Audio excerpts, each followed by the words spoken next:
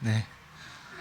오늘도 변함없이 하나님의 말씀이 전해지고 하나님의 말씀이 여기 계신 모든 분들에게 이해되고 또 인정되고 또 그 말씀에 순복되기를 기도합니다. 지난주에 이어서 성경에 나와 있는 창세기의 말씀들을 살펴보겠습니다. 성경에서 가장 처음에 나오는 책이 성경책이 이 창세기 책입니다. 처음 나온다고 하는 부분은 굉장히 중요할 수 있고요. 또 근본적인 부분을 이야기한다고 할 수 있겠습니다. 그래서 창세기는 성경책 중에서도 가장 중요한 책 중에 들어갑니다. 지난주에 이제 그 하나님께서 창조하신 얘기를 말씀드렸습니다. 천지를 창조하시고 그 가운데 사람을 창조했습니다. 그리고 이제 오늘은 죄에 대한 이야기를 하게 될 것 같습니다. 성경은 창조를 하시자마자 바로 죄에 대해서 이야기하고 있습니다.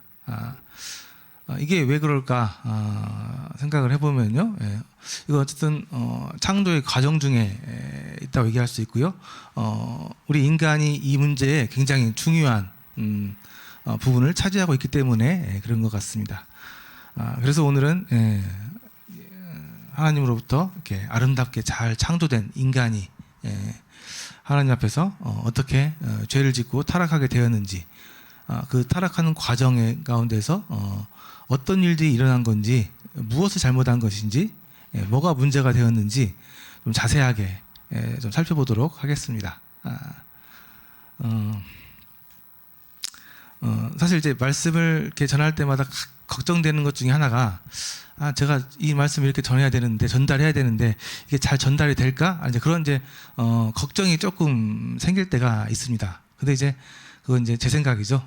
이게 하나님의 말씀이기 때문에, 하나님의 말씀은 능력이 있고 또 역사하는 힘이 있기 때문에 저는 이제 말씀을 의지해서 담대하게 전해야 되죠. 그래서 오늘 어떻게 보면 좀 인간의 근원적인 부분을 이야기하기 때문에 조금 어려울 수도 있는데요. 그래도 중요한 부분이고 또 하나님의 말씀이기 때문에 같이 나누도록 하겠습니다. 창세기 2장에 보면은 이제 에덴 동산이라는 곳이 나옵니다. 이제 완벽한 장소였죠. 파라다이스라고도 하고요, 낙원이라고도 이야기합니다. 하나님께서 이 에덴 동산이라는 곳에 사람을 두셨습니다. 창세기 2장 8절 말씀해 보니까요, 여호와 하나님이 동방의 에덴의 동산을 창설하시고 그 지으신 사람을 거기 두시니라. 하나님께서 이 지구를, 천지를 아름답게 창조하셨는데요, 그 중에서도 가장 핵심이 되는 아주 최상의 이 지역, 그러니까 가장 땅값으로 하면 가장 비싼, 가장 훌륭한 그런 곳이겠죠. 그런 곳이 있었는데 그곳이 에덴 동산이었습니다. 그 에덴 동산 중앙에 하나님께서 사람을 이렇게 두신 거죠. 이런 에덴 동산 얘기를 하면은 왠지 좀 신화 같죠. 옛날 이야기하는 것 같고, 그렇죠. 그게 이제 사람들이 가진 선입견인데요. 말씀에는 분명히 에덴 동산이 있었다고 얘기하고 있고요, 이 에덴 동산에 사람을 하나님께서 두셨다고 말씀하고 있습니다. 성경에 비교적 이 에덴 동산에 대해서 자세히 기록하고 있습니다. 그래서 대략 그 에덴 동산이 어디였을까라고 약간 짐작해 볼 수도 있습니다.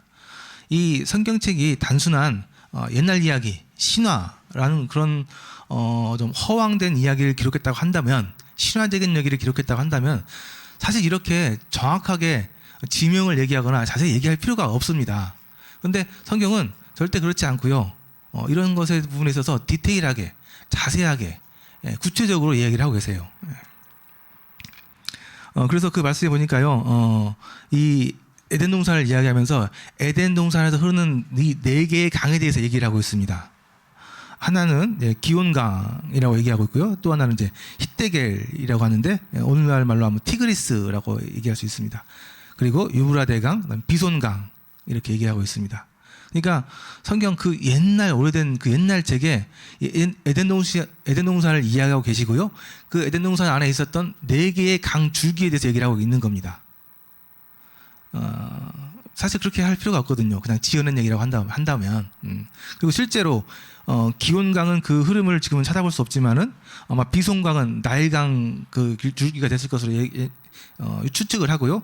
티그리스강, 그러니까 히데겔강, 티그리스강과 유브라데강은 실제로 아직도 그 메소포타미아 지역에 잘 흐르고 있는 강입니다. 물론 이제 지구가 많이 오랜 시간 동안 변화가 되었기 때문에 좀 변화된 부분도 없지 않아 있지만 여전히 그럼에도 불구하고 이런 강들이 실제로 흐르고 있고 강들 이름이 이렇게 동일하게 비슷하게 나오고 있습니다. 그래서 학자들이 여러 학자들이 이제 추측해 보은 건데 이 옛날 에덴 동산이 있었던 그 자리는 아마도 지금의 그 이란, 이라크 그러니까 메소포타미아 문명이 발원된 지역으로 이렇게 추측을 할 수 있습니다.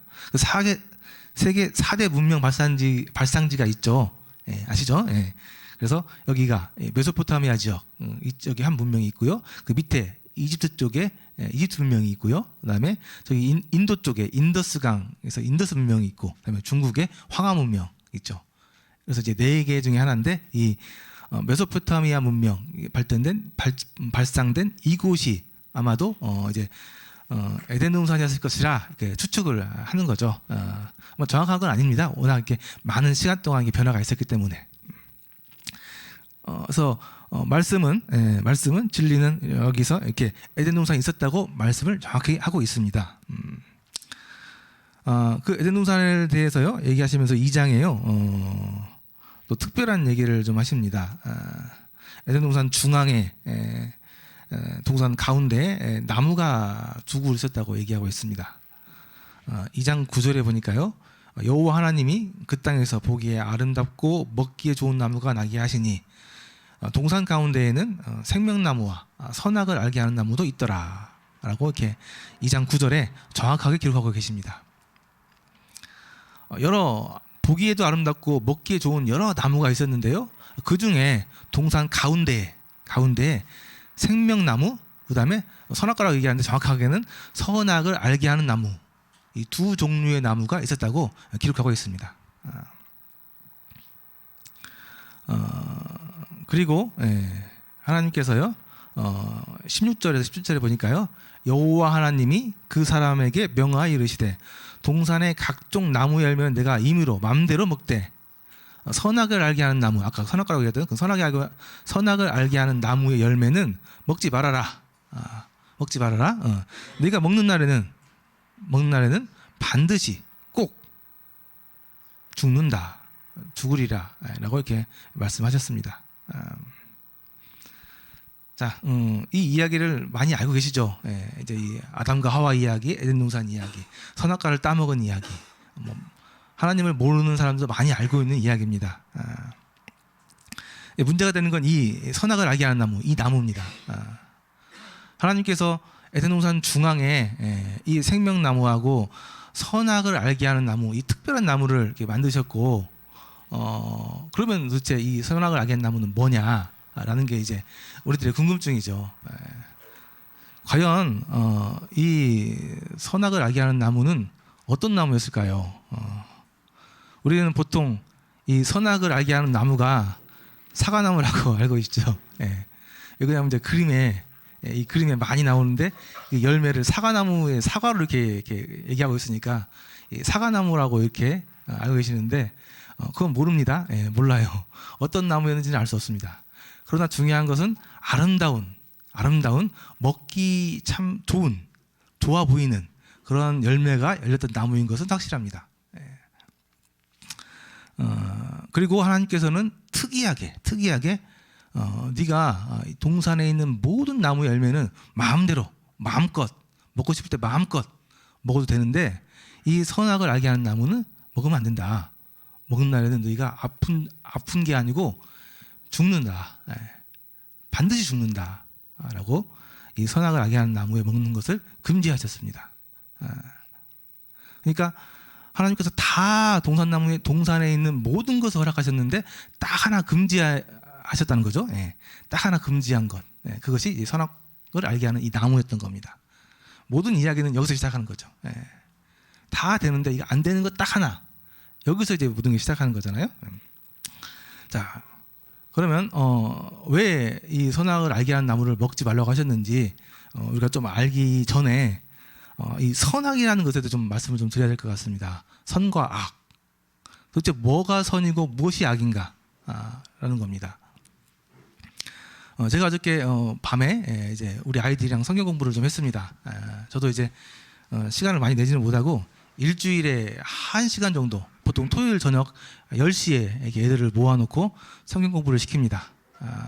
같이 온 가족으로 성경 공부하는 거죠.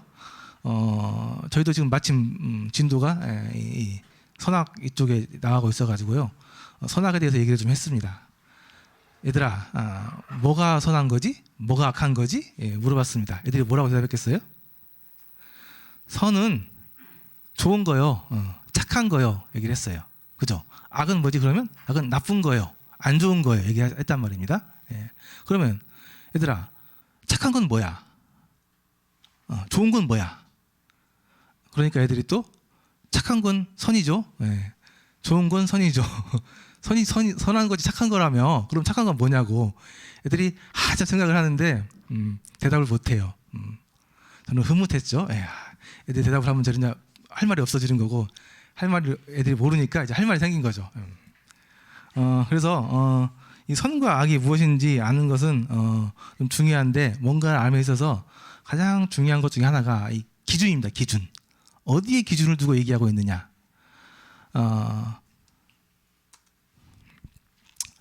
정의란 무엇인가라는 유명한 강의가 있었습니다. 마이클 샌델이라는 교수님이신데요. 책으로도 나왔어요. 도대체 정의란 무엇인가? 오랜 시간 동안 그 뛰어난 사람들이, 그 훌륭한 사람들이 토론을 했는데 결론이 안 나요. 도대체 정의가 무엇인가? 결론이 안 나요. 왜 그래요? 왜 결론이 안 나요? 기준이 없어요. 기준이. 코에 보면 코걸이, 귀에 보면 귀걸이. 사람마다 다 자기 각자의 기준이 있고 다 각 기준이 달라서 이게 통일이 안 되는 거예요. 정의를 내릴 수가 없어요. 그래서 사실 우리가 뭔가에 대해서 인지하고 알매 있어서 그 중요한 진리나 내용에 대해서 아는 데 있어서 기준이 무엇인가 아는 것이 가장 중요한 부분입니다. 선과 악, 언제부터 이 선과 악이 있었을까요? 말씀에 비춰봤을 때는 이 선과 악은 우리 인간이 창조되기 전부터 있었던 것으로 보입니다. 그러니 인간의 기준으로 이 선과 악을 판단한다고 하면 이건 안 맞는 거예요. 그래서 이 선과 악을 우리 사람들이 정확하게 알려고 한다면은 도대체 이 선과 악을 제정하신 분이 누구고, 그분이 어떤 기준에 의해서 이 선과 악이라는 것을 제정하셨는지, 그것을 우리가 먼저 알아야 이 선과 악에 대해서 정확하게 정의 내릴 수 있는 겁니다. 그래서 말씀에 비춰보면은요, 이 선과 악은요, 어떻게 얘기할 수 있냐면요,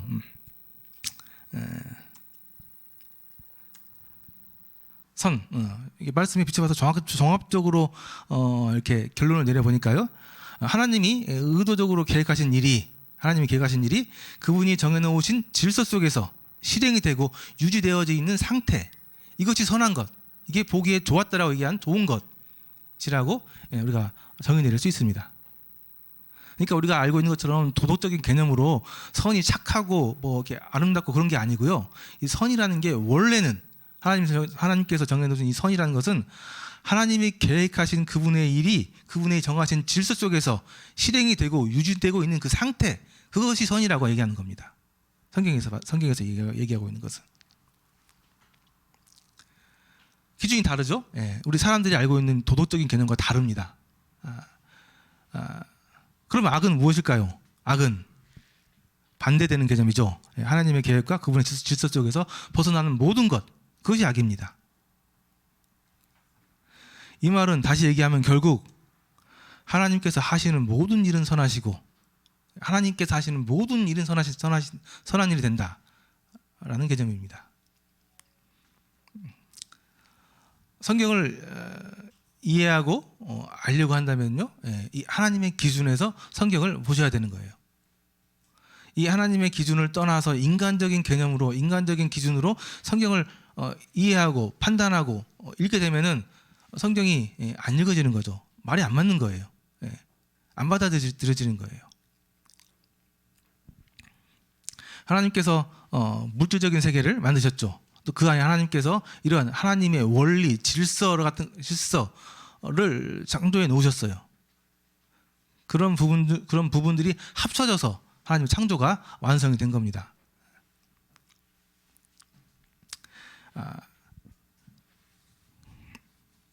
그래서 인간이 만들어 놓은 그런 개념하고 그런 개념에서 이루어진 선과 악과 하나님이 처음에 만들어 놓으신 선과 악은 많이 다릅니다.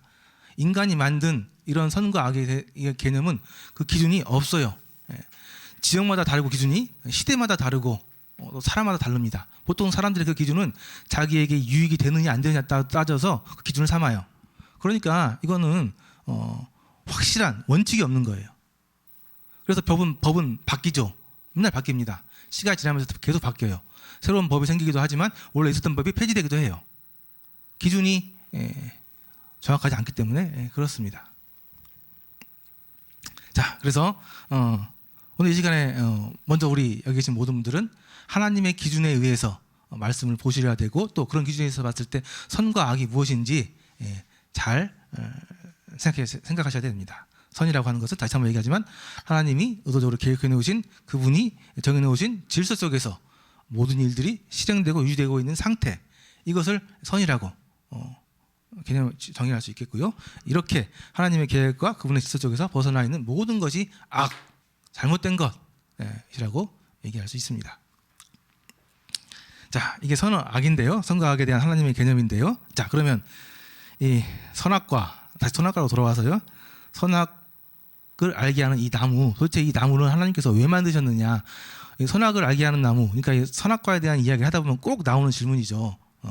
꼭 나오는 질문이고 정말 많이 의심을 갖고 있는 부분입니다. 도대체 왜 그러면 하나님께서는 이 선악을 알게 하는 나무를 만드셔가지고 사람이 죄를 짓게 해가지고 사람이 힘들게 하고 아프게 하고 이렇게 하셨는가? 라는 질문이죠. 저는 이런 질문하는 사람들 보고 깜짝 놀랐습니다. 똑똑하구나. 저는 그냥 당연히 그런 줄 알았어요. 그런 줄 알았는데 이런 질문을 하는 사람도 있는 걸 보고 이 사람들이 똑똑해. 머리가 좀 비상해. 들었는데 사실 뭐 똑똑한 게 아니더라고 나중에 보니까. 자, 선악과를 왜 만드셨을까요? 첫 번째는 하나님의 통치권을 인정하라고 만드셨습니다. 다시 말씀드리면요, 사람이 하나님의 질서와 권위 아래 있다는 것을 알게 하기 위해서 만들었습니다. 이 선악을 알게 하는 이 나무가 에덴 동산의 중앙에 있었습니다. 중앙에 있었다는 얘기는 사람이 아담과 하와가 이 선악을 알게 하는 나무를 언제든지 볼 수 있었다는 얘기예요.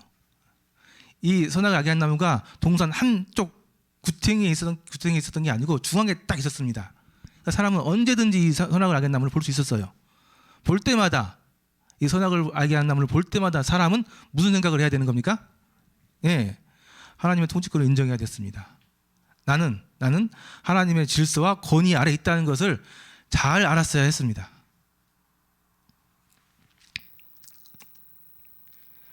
하나님은 창조주고 나는 그분이 만드신 피조물, 창조물이라는 것에 대해서 정확하게 인식을 했었습니다. 이게 하나님께서 선악을 알게 한 나무를 동산의 정중앙에 위치시켜서 사람들로 매번 자주 보게 하게 하신 이유입니다. 권위가 있는 질서, 이게 얼마나 중요한지 우리 좀 생각해 볼 필요가 있습니다. 사람이 살아가는 데는 질서가 필요합니다. 질서가 없으면 어떻게 되는 줄 아시죠? 질서가 없으면 그것은 혼란스러운, 굉장히 복잡한 무법지대가 되는 겁니다. 오늘날 우리 이 사회에 법이 없다고 생각해보세요. 법이. 무법지대, 무법시대. 어디서 됐을 것 같아요? 굉장히 행복하고 아름답고 좋은 세상이 되었을까요? 아닙니다. 아니에요. 질서가 있어야 돼요. 우리 사람들이 사는 이곳에는 질서가 있어야 돼요. 질서가. 제가 옛날에 어떤 한 스포츠 경기 놀이 이렇게 레크레이션을 하는데 심판을 본 적이 있습니다. 심판을 본 적이 있어요. 심판을 이렇게 제가 보다가 내가 뭘 이렇게 파울을 딱 지정을 했는데 어떤 성격이 급한 형제님이 아니 그게 왜 파울이냐고, 이게 어떻게 파울이 되냐고 막 저한테 따지셔가지고 제가 성격이 또 좀 우유부단하잖아요. 그래서 그래요? 그러면 파울 안 돼요. 했다가 난리가 났어요. 난리가. 예, 난리가 났어요. 스포츠 경기에서 가장 중요한 것 중에 하나가 심판이다. 심판. 이 법대로 질서대로 이게 경기가 이루어져야 되거든요. 근데 이 심판이 없으면요, 이 경기는 이제 정말 이제 개판이 되는 거죠. 예. 아주 난리가 나는 거예요. 예. 그래서 심판이 굉장히 중요합니다. 근데 이 심판이 아까 말씀드린 것처럼 권위가 있는 심판이 중요한 거예요. 저같이 권위가 없는 사람이 심판을 하게 되면 더 어려워지게 되는 거죠. 예. 예. 그래서 이 룰이 없는 세상은 정말 혼란스럽고 위험하고 좋지 않은 겁니다. 그래서 똑같습니다. 하나님께서는 질서, 그분의 권위에 의한 질서에 의해서 세상을 창조해 놓으셨어요. 그분의 질서에 의해서 세상이 돌아가고 운행되게 만들어 놓으셨습니다. 그 질서 안에서 권위가 있었어요. 권위 있는 분이 계셨고 그 권위 아래에 있는 사람이 있었습니다. 권위 있는 분은 하나님이셨고 그 권위 아래에 있는 것은 사람이었습니다. 그래서 사람은 하나님의 권위 아래에서 그분이 정해놓은 질서 아래에서 잘 살아갈 수 있게 창조된 거예요. 그래서 하나님께서는 그 권위를 세우기 위해서, 그 권위를 알게 하기 위해서 동산 중앙에 선악을 알게 하는 나무를,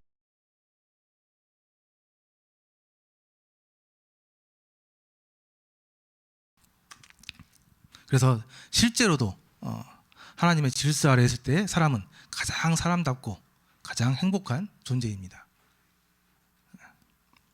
이것이 선악과를 하나님께서 만들어 놓으신 첫 번째 이유입니다. 하나가 더 있는데요. 하나님께서 선악과를 만들어 놓으신 두 번째 이유는 사람이 사랑을 할 수 있게 하기 위해서 만들어 놓으셨습니다. 지난 시간에 제가 사람은 동물들이랑 다르다고 얘기했죠. 사람은 동물들과 다르게 창조되었다고 말씀드렸습니다. 그 다른 것이 하나님의 형상을 닮게 창조된 것이고, 하나님의 형상을 닮았다는 그 이야기는 영이라는 영적인 존재로 만들어졌다는 것 말씀을 드렸습니다. 그래서 사람과 동물은 정말 달라요. 근데 저는 이제 자꾸 동물을 사람 취급하는 걸 그래서 정말 싫어합니다. 그래서 너무 동물이 사람처럼 되고 또 사람이 동물과 같이 낮아져 보이는 그런 현상들이 별로 마음에 안 들어요. 근데 요즘 그런 모습이 많이 보이죠. 그래서 근본적으로 달라요. 동물하고 사람은. 동물은 본능에 의해서 움직입니다.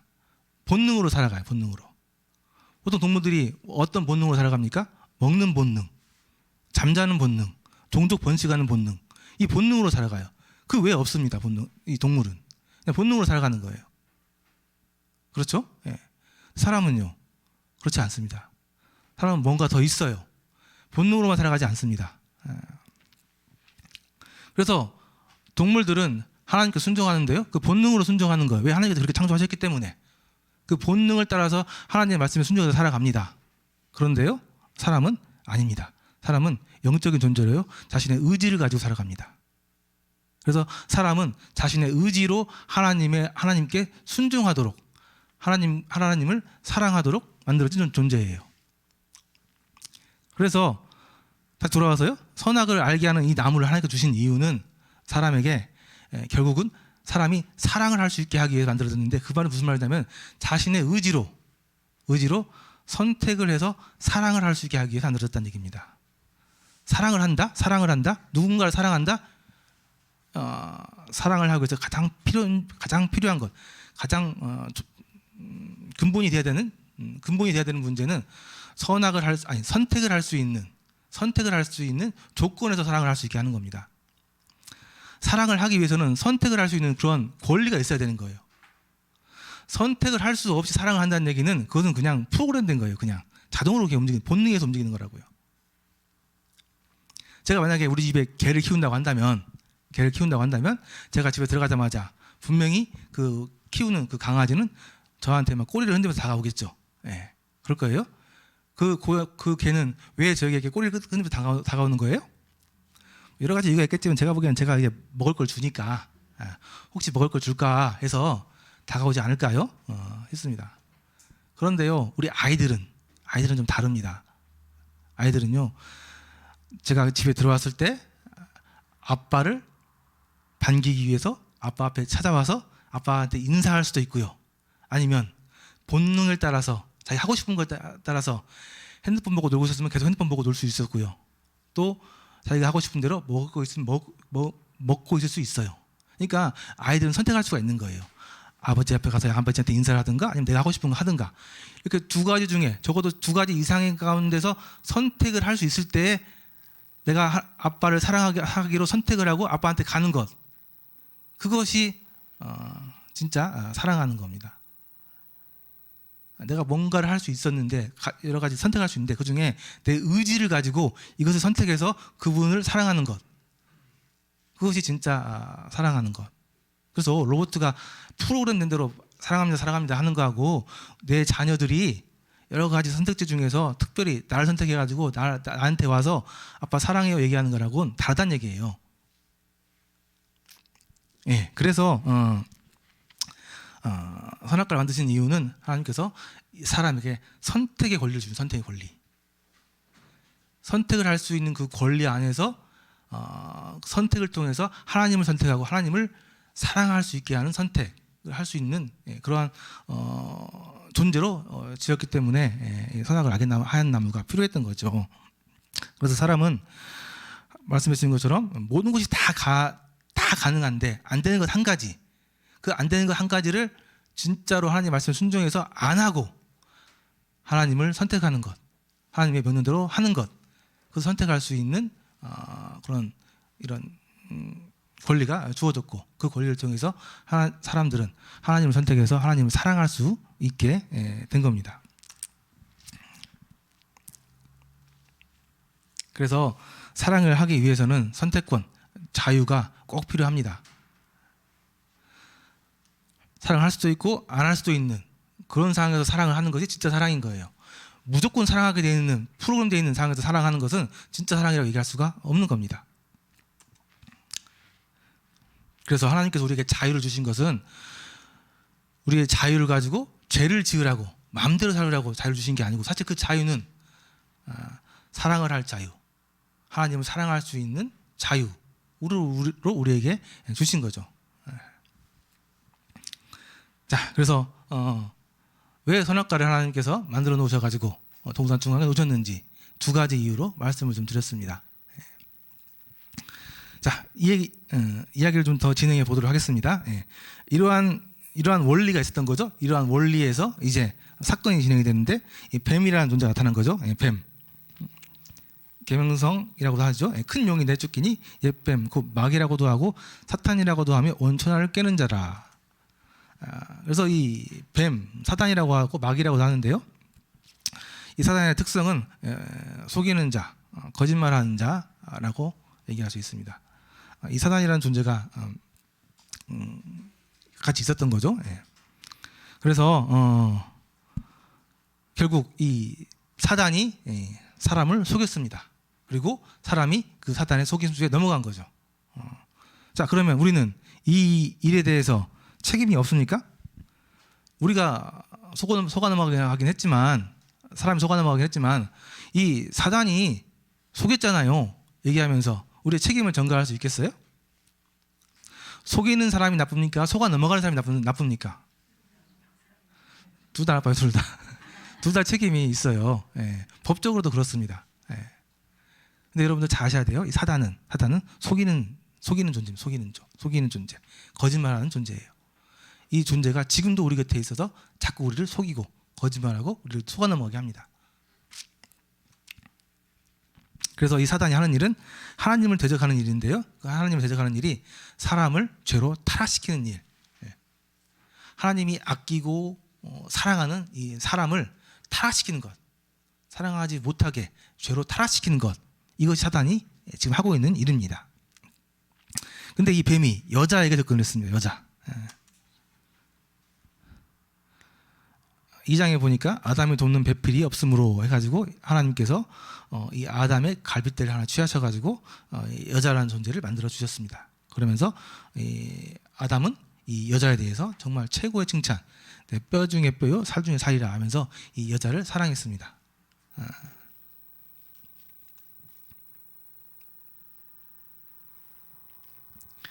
근데 지금 여자들은 이제 남자의 권위 통치 아래 있죠. 이제 이렇게 된 여러 이유 중에 하나가 여기 있는 이 사건입니다. 그래서 여자들은요, 저 모르겠습니다. 뭐 다 그렇게 얘기하니까요. 귀가 좀 얇대요. 그리고 의심을 좀 잘 안 한다고 하네요. 그래서 선천적으로도 남을 좀 잘 믿는데요. 그래서 사실 옛날부터 사실 결정권은 여자보다는 남자에게 많이 주어졌고 성경에서도 그렇게 말씀하고 있습니다. 이 사단이 여자에게 접근해서 물어봤습니다. 하나님이 참으로 동산나무 모든 열매를 먹지 말라 하더냐라고 물어봤습니다. 사단이 참 간교하게 잘 말을 돌려서 물어보는 겁니다. 동산나무의 모든 열매를 먹지 말라 하더냐 하나님께서 물어보니까 여자가 대답을 했죠. 먹지도 말고 만지지도 말라 너희가 죽을까 하노라 라고 얘기했습니다. 근데 틀리게 얘기했죠. 틀리게 얘기했습니다. 먼저 먹지 말라고 했고요.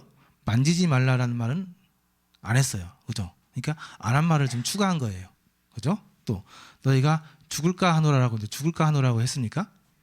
아니에요. 반드시 죽는다라고 했습니다. 그러니까 이 여자가 대답을 잘 못했는데요. 없는 말을 끼워 넣고 있는 말을 바꿨습니다. 안타까운 일이죠. 이게 뭐 잘 몰라서 그럴 수도 있고요. 여자의 그런 연약한 부분이기도 할 수 있습니다. 이렇게 엉뚱한 좀 확실한 대답을 안 하니까 뱀이 이게 확실하게 이렇게 물어본 거죠. 확실하게 이렇게 대답을 한 거예요. 결코 죽지 않는다. 대놓고 확실하게 이제 이렇게 거짓말한 겁니다. 결코 죽지 않는다. 그러면서 하나 더 사과를 던졌는데 유혹을 했는데요. 너희가 만약에 이걸 먹게 되면 너희 눈이 밝아져 가지고 선악을 알게 된다. 너희들이 이 선악과를 먹게 되면 안 죽어. 절대 안 죽고 어떻게 되냐면은 오히려 눈이 밝아져 가지고 선악을 알게 되면서 하나님과 같게 되는 거야. 하나님처럼 되는 거야라고 유혹했습니다. 자, 한번 잘 보세요. 맨 처음 여자가 이 선악을 알게 하는 나무에 대해서 호기심이 좀 있었습니다. 호기심. 하나님께서 금지하셨으니까요. 근데 이 호기심이 이 사단에 의해서 의심으로 바뀌었어요. 의심으로.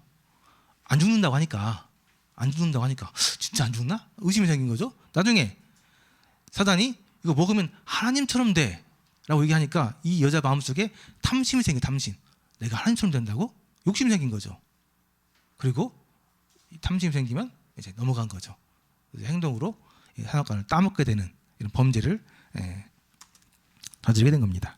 그래서 이제 이렇게 완전히 사단의 유혹에 넘어가고 이 선악을 알게 된 나무를 딱 보니까 이 열매가 먹음직도 하고 보암직도 하고 또 지혜롭게 할 만큼 탐스럽기도 한 나무인지라. 그래서 그 사과를 따먹고 자기 함께한 남편에도 주어서 먹게 했습니다. 그래서 여자가 따먹고 이 따먹은 이 선악을 알게 한 나무를 열매를 아담에게도 주어서 같이 먹게 했습니다. 왜 같이 먹었을까요? 살짝 겁난 거죠. 혼자서 나만 하긴 좀 겁이 났던 것 같아. 그래서 누구라도 함께할 동반자가 있으면 좀 안심이 되잖아요. 그래서 아담에게 줘가지고 아담도 먹었습니다.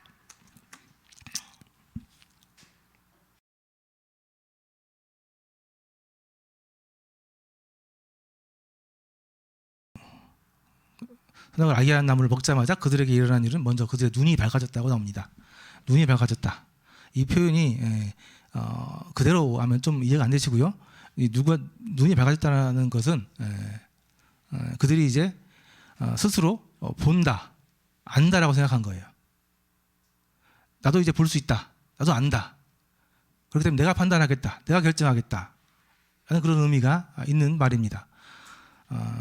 요한복음 9장에 보면은 예수님께서 날 때부터 소경된 사람을 고친 사건이 있습니다. 그 사건은 나중에 바리새인들이랑 예수님께서 대화하시면서 너희들이 본다고 하니까 죄가 있다고 얘기하셨습니다. 소경이면 죄가 없고 본다고 하니까 죄가 있다고 하셨어요. 그러니까 사람들은 못 보거든요. 못 봐요. 결정할 수 있는 권한이 없다고요. 근데 있다고 하니까 너희들은 죄가 있는 거고 없다고 한다면 내가 그걸 안다고 얘기하는데 모른다고 한다면 내가 그걸 결정할 수 있는 권한이 없다고 한다면 그건 죄가 없다라고 얘기하신 거예요. 그러니까 여기서 얘기하고 눈이 밝았다는 얘기는 그들이 이제 볼 수 있게 되어가지고 자기들 스스로 자기들 기준에 의해서 내가 이것이 옳다 그러다 자기들 마음대로 판단하겠다는 얘기입니다. 눈이 밝아졌다는 말이 그런 의미가 있는 거예요. 그래서 그들이 보니까 자기 기준에 보니까 이제 자기들이 벗고 있었거든요. 그게 부끄럽게 느껴졌습니다. 하나님이 처음 만들었을 때는 완벽하게 만드셨어요. 아름답게 만드셨어요. 벗고 있었지만 부끄럽지 않았습니다. 아름다웠어요. 근데 그들의 기준에 보니까 이제 물론 이제 그때 이미 죄를 지었기 때문에 그 존재가 죄가 됐죠. 스스로 보기에도 부끄러운 거예요. 그 마음 가운데 부끄러움이 생겼습니다. 그래서 나뭇잎으로 치마를 만들어서 가렸습니다. 나뭇잎으로. 인간이 만들어낸 자구책이죠. 이 부끄러움을 가리기 위해서 인간이 만들어낸 자구책, 나뭇잎으로 치마, 옷을 만들어서 가린 거예요. 그 다음에 그들에게 차가운 감정은 두려움이었습니다. 그래서 그들은 하나님이 두려워졌습니다. 하나님이 무서워졌어요. 죄를 지어본 사람들은 잘 압니다. 죄를 짓게 되면요, 이 죄가 걸릴까봐 얼마나 두근두근 얼마나 겁이 나는지 모릅니다. 그래서 그들은 여호와의 낯을 피해 동산나무에 숨었어요. 그렇게 하나님을 따르고 하나님을 좋아하고 하나님과 함께 했었던 이 사람이 죄를 짓자마자 이 하나님을 두려워하기 시작합니다. 하나님을 가까이 할 수가 없는 거예요. 하나님으로부터 떠난 겁니다. 하나님께 나아갈 수가 없게 된 거예요. 그리고 하나님이 그들을 불렀을 때 이 죄악된 모습으로 그들은 변명합니다. 왜 먹었느냐? 왜 그걸 먹었느냐? 먹지 말라고 했는데 왜 먹었느냐? 원래 정상적인 상태라고 한다면 하나님 잘못했습니다. 제가 실수했습니다. 용서해 주세요 얘기하는 게 원래 맞았을 것 같아요. 근데 이미 죄악에 물들었습니다. 죄가 들어간 거예요. 하나님께서 이 부분에 대해 얘기하셨을 때 그분에서 회개하지 못하고 잘못했다고 용서를 빌지 못하고 변명했습니다. 아담은 여자가 줘서 먹었어요 라고 얘기하지 않고 하나님께서 주셔가지고 나랑 함께 하라고 한 이 여자가 그냥 여자가 아니고 하나님께서 주셔가지고 나랑 함께 하라고 한 이 여자가 나한테 줘서 먹었어요. 지금 이 자기 죄를 누구한테 돌리는 거예요? 여자한테 돌리면서 은근히 하나님께 돌리고 있는 거예요. 얼마나 참 비겁하고 불순한 행동입니까? 어쨌든 이제 남자는 이 자기의 죄의 문제를 여자에게 돌렸습니다. 여자는 뭐라고 했어요? 나중에 보면 여자는 뱀이 꼬셔가지고 먹었습니다라고 얘기했잖아요. 여자도 마찬가지예요. 자기 죄를 인정하지 않고 변명하기 급급했습니다. 뱀이 날 속여가지고 뭐라고 했다고 한 거죠. 그래서 이제 이 모습만 봐도요, 그 아름다웠던 사람들 아담과 하와가 이렇게 바뀌었습니다. 부끄러워졌고요, 두려워하게 됐습니다. 하나님을. 그리고 변명하는 참 보기 안 좋은 그러한 죄악된 존재가 되어버렸습니다. 정말 처음에 하나님께서 만드시면서 하나님의 형상으로 만들었습니다. 하나님의 형상으로 만들었어요. 하나님께서 만드시고 보기에 정말 좋았다라고 얘기하셨던 그 사람이 이 죄로 인해서 이렇게 추악한 정말 이러한 안 좋은 모습으로 순식간에 바뀐 거죠. 이게 죄가 하는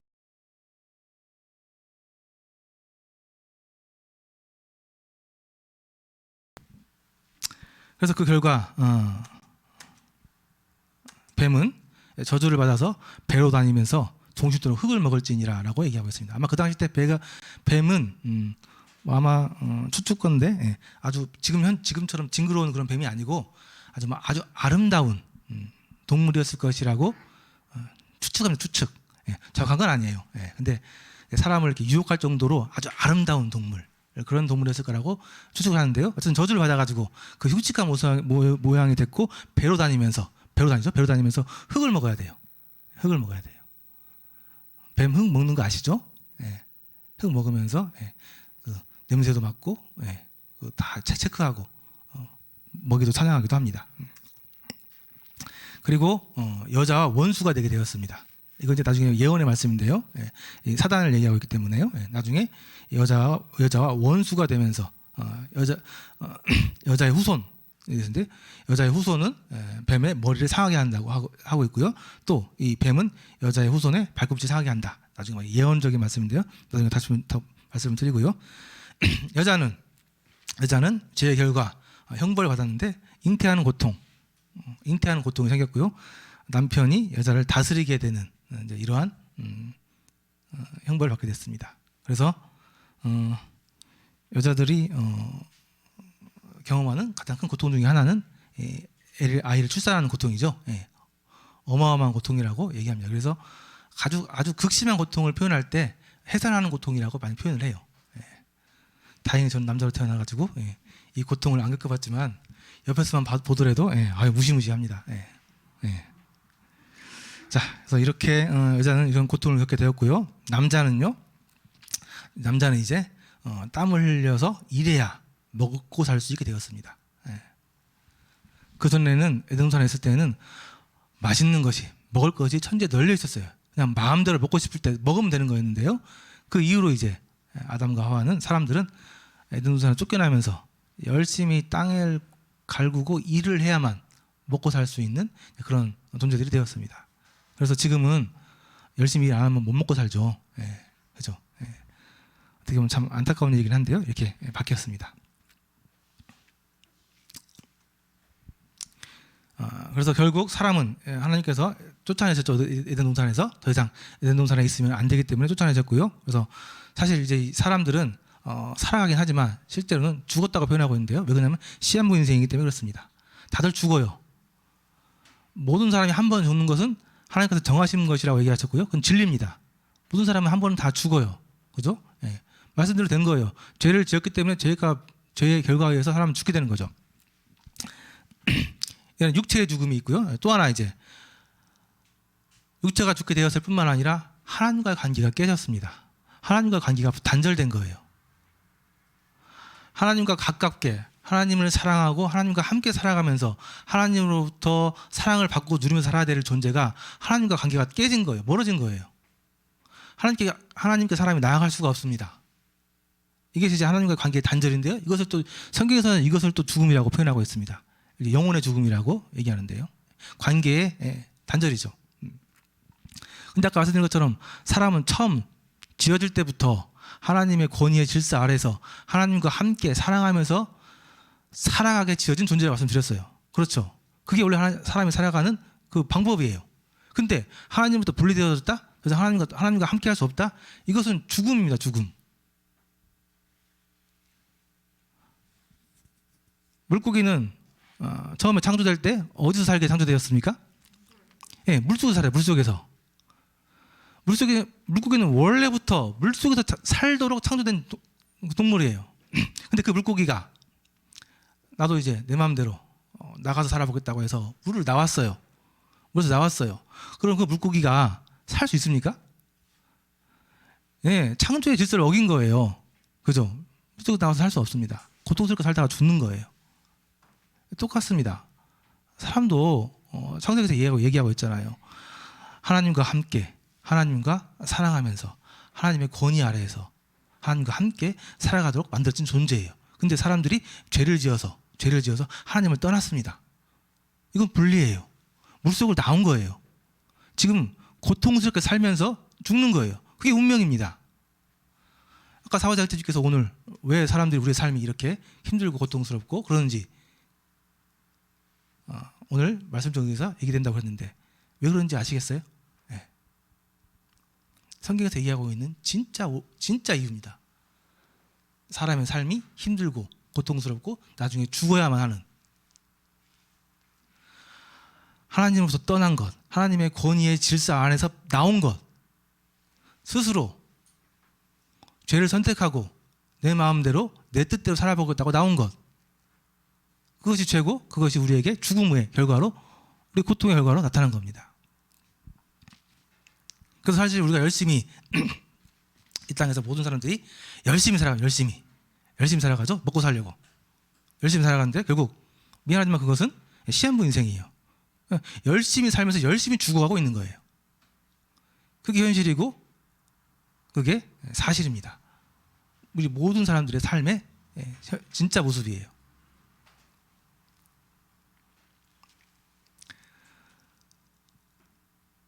배터리가 있는 핸드폰이 충전기에 연결되어 있어야만 전력을 공급받아서 계속 기능을 하는 것처럼 연결되어 있어야 돼요. 사람은 하나님과 연결되어 있어야 돼요. 하나님과 연결되어서 살아가야 돼요. 그래야 계속 살 수 있습니다.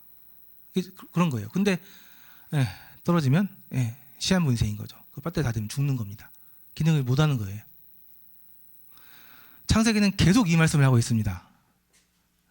사람이 어떻게 만들어졌는지, 왜 사람이 하나님과 분리가 되었는지, 분리가 돼서 사람이 앞으로 어떻게 되는지, 이 중요한 이야기를 성경책 창세기에 1장, 2장, 3장 그 앞장에 자세히 얘기하고 있는 거예요. 원래 이야기, 원래 근본적인 이야기. 사람들이 이것을 이해하지 못하는 거죠. 받아들이지 않는 거예요. 그 마음속에 죄가 있습니다. 여전히. 왜요? 여전히 자기 마음대로 살고 싶거든요. 하나님이라는 존재를 인정하고 싶지 않거든요. 하나님이라는 존재를 인정하게 되면 내가 하나님 뜻대로 살아야 되고 왠지 나를 잊는 것 같고 손해보는 것 같고. 그래서 죄의 출발을, 죄의 근원을 로마서에서 얘기하기를 사람들이 마음에 하나님 주기를 싫어했다고 표현하고 있습니다. 로마서 1장에 보면은 사람들이 마음속에 하나님 주기를 싫어했대요. 그러니까 하나님께서 그 상한 심령 그대로 그냥 내버려 두셨다고 했습니다. 그래서 그 상한 심령이 결국은 행동으로 그 수많은 죄들을 지었다고, 짓게 된다고 로마서 1장에서 얘기하고 있어요. 자, 정리를 좀 하겠습니다. 창세기에 나와 있는 이 선악을 알게 하는 나무를 따먹은 이 사건을 통해서 하나님께서는 우리에게 너희들이 지금 하나님과 분리되어 있는 것, 죄를 통해서 하나님의 권위와 질서 아래서 나간 것, 그것이 죄고 그것이 우리에게 죽음이라고 되어서 말씀하고 계십니다. 자, 이렇게 죽게 되었습니다. 어떻게 해야 됩니까? 이제 어떻게 해야 될 것 같아요? 하나님을 떠나서 죽게 되었어요. 분리돼서 죽게 되었습니다. 다시 살기 위해서는 어떻게 해야 될 것 같습니까?